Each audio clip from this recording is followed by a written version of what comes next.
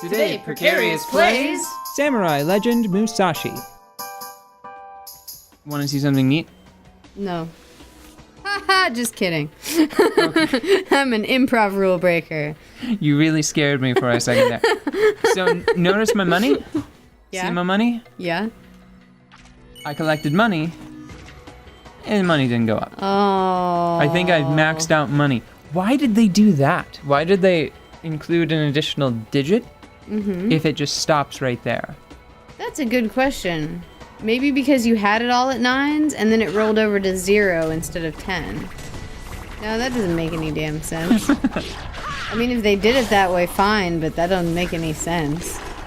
Like, it literally does not make any sense. No sense available. Okay, guys, you're bullying me. They're trying to shove me off the edge. They're so mean. So mean. Don't they know that you don't like heights and that if you land in the water, you will fall to your... Oh, wait, it's water and you can walk on it. It's weird that I couldn't walk on the sludge, now that I think about it. It is. Maybe the sludge was haunted. Please tell me exactly why that would be relevant. Okay, the purple guy, clearly scary. Yes. And as we know, Spooky scary. purple Indicates poison.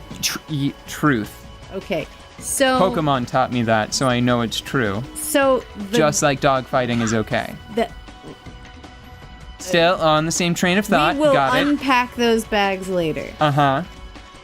Dude, so much baggage.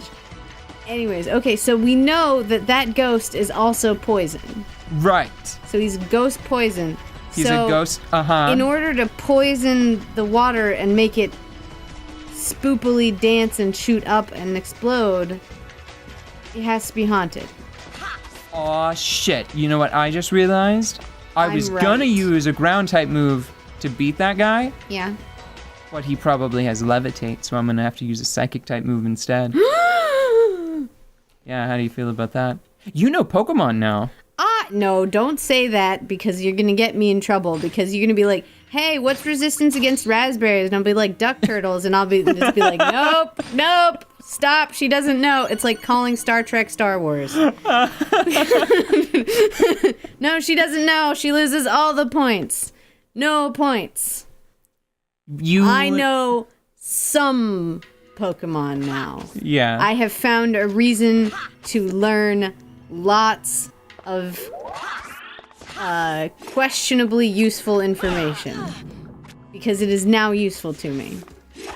Because now I can go outside and play Pokemon. I can go outside and play Pokemon. You could go outside to play Pokemon before. It was just hard because the stream wasn't very good. Yeah. Sometimes. It wasn't always the best. I remember being very depressed finding out that I couldn't sit in the sunshine and play my Game Boy very well. Oh was, my god. Hurtful. What? This is the fast way to beat them. I was wondering why they were so beefy. They're not. You're just supposed to use this on them. And it strips their armor away immediately. Dude. That's funny. I'm glad that I learned that. Yeah, you know, I think that makes a pretty big difference on how good a game is, how well it teaches you about itself. No, I'm actually pretty excited that I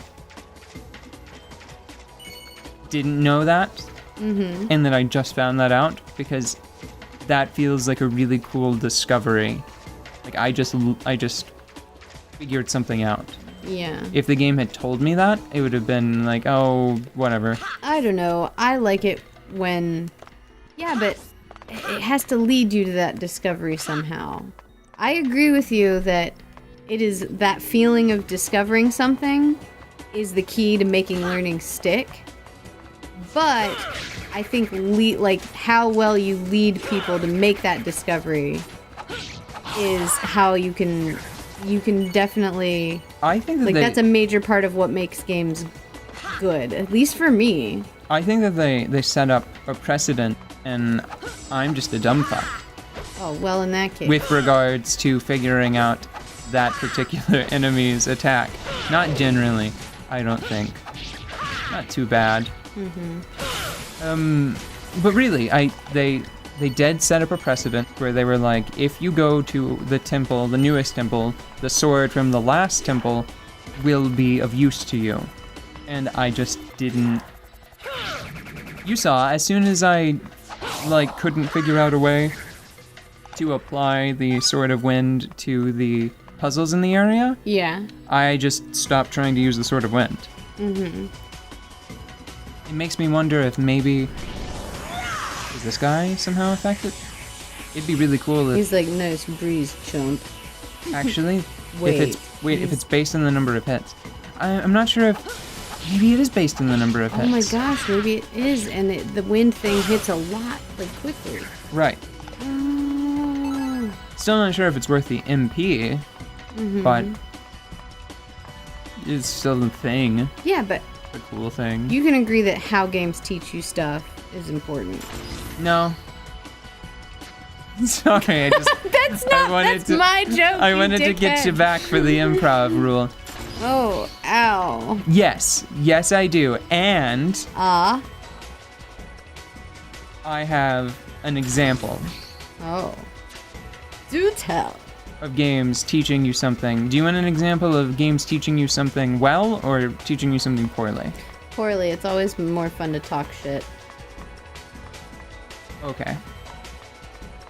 I think that a famous example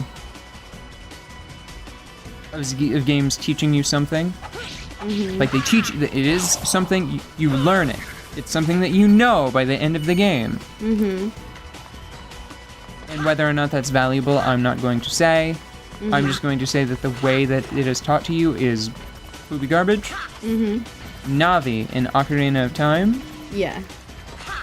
frustrates you into pressing what used to be the C button.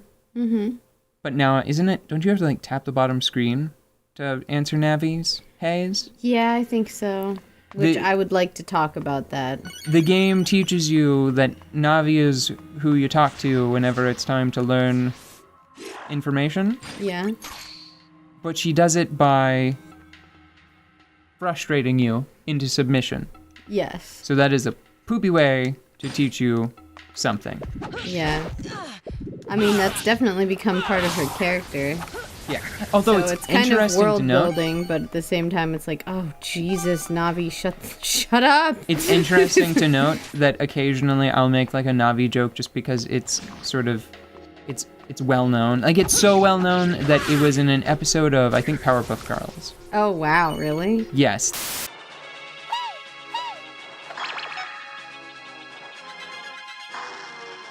Oh, blast it. They made a Navi joke. Like at the time. It was around the same time. Navi never bothered me. Oh no. Nope. Never minded.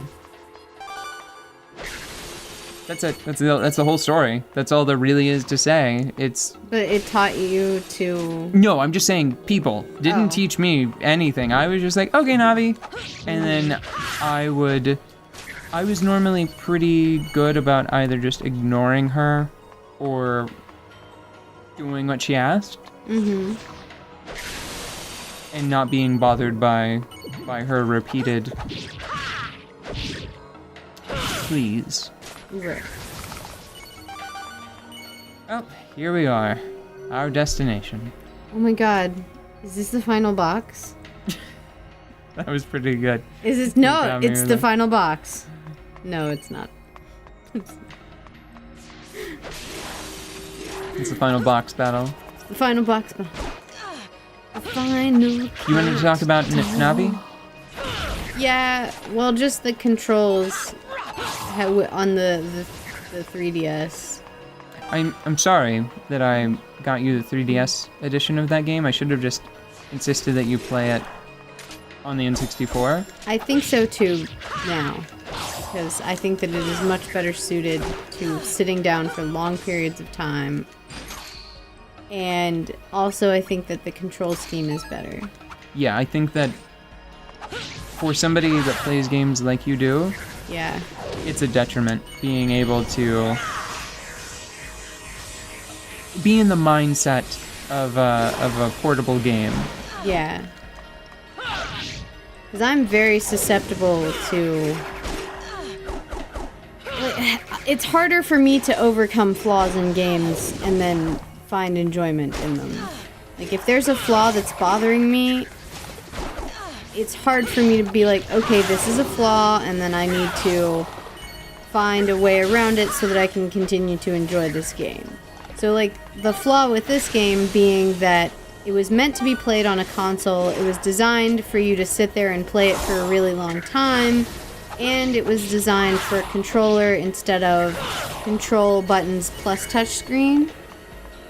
So that when they ported it, it was now on a portable thing, which generally, like, in my sad little adult life, I'm like, oh man, I've got to go to the DMV. Well, let's just bring the let's bring the DS so I have something to do. And that's not, you know, the DMV is hell and everything, but like the wait's never more than half an hour. When you should really sit down and play a game like that for, you know, a couple hours, an hour at least, maybe a day or two, you know, depending on your concentration. One thing that I've noticed that is a big deal is occasionally you won't play long enough to finish some of the dungeons as adult Link. Yeah. Like, you made it through the water temple, right? Did you actually beat the boss? I know you got the long shot. What did the boss look like? Tentacle, actually. Like a singular tentacle? Yes. Well, technically the boss is a little enchanted, like, orb that controls a pool of water. Dewy water. I may not have beat it. So see, this is exactly what I'm talking about. Whenever you go back to the game, you're going to be like, what the fuck was I doing? Yeah, no, that's exactly my problem with that game. And it's so sad because it's such a nice, important, like, piece of gaming. I don't want to say history because I don't know if we're that far out yet, but gaming continuum, gaming art. It's like part of what everyone talks about. It is a great example for so many different things, and it's part of the conversation. It's important, capital I important, you know? So I want to play it, but because I decided to pick up the new copy, it's kind of like wrecked how I play the game. And at this point, I'm so far along that I don't want to just go and play it on the console because it's so hard for me to get into things to begin with. It's just like, I don't know. Starting over would suck. Yeah, starting over would suck. And I might end up doing that sometime anyway because that's what I ended up doing with Wind Waker. Starting over, you mean? Starting over, not moving from a handheld to a console. I beat Wind Waker before it came out on the 3DS. Wind Waker's not on the 3DS. What dream world are you living in? What is Wind Waker on? Didn't they re-release it? They put it on the Wii U. Oh, my bad. Other hand thingy. That's bad generalization. I'm sorry. I'm so sorry. That was a weird... That was peculiar. What was? The point is that I beat it before the remake, and the reason I restarted playing it was because it had been literally years since I had started it, so it didn't make a damn bit of difference to me by the time I wanted to play it again. There. And I don't want to wait years to play Ocarina of Time. You know what's funny? I don't actually care that you play Ocarina of Time. Yeah? You want me to play Majora's Mask. Right. But I can't unless I play... I mean, I could. It's not illegal or anything. It's just once you play Majora's Mask, if you go back and try and play Ocarina of Time, if you have a modicum of fucking taste, you're gonna be like, what is this bullshit, and why am I not just playing Majora's Mask again? There, I fucking said it. Ocarina of Time is a big pile of garbage in the face of Majora's Mask. This is not up for discussion. I don't know. Like, I literally don't know, and I'm going to find out. Well, it's just... with the exception of perhaps... the heft of the game, because Ocarina of Time certainly has more dungeons, and because of that, it feels a little larger, no matter what like actual analysis of like the size of the maps would tell you. Yeah. It's